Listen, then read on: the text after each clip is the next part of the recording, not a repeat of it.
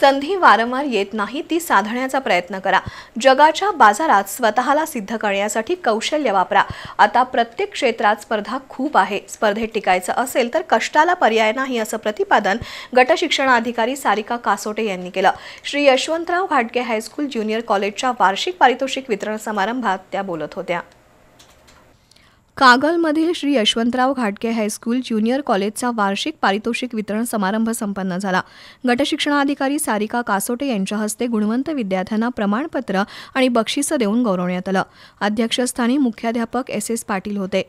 Pass होणं सोपं आहे, परंतु स्वतःचं अस्तित्व टिकवणं कठीण आहे. परीक्षेचा अभ्यास करून पहिला आलेला विद्यार्थी भविष्यात चमकू शकेलच असं नाही, मात्र खेळात कलेत आवड असलेला विद्यार्थी चमकू शकतो. आत्ताचं शिक्षण व्यवहारातून शिकवलं जात असल्याचं सारिका कासोटे यांनी सांगितलं. मुख्याध्यापक एस पाटील, अध्यापिका कांचन भालबर, सोनम हेगडे, संग्राम भोसले यांनी मनोगत व्यक्त केली.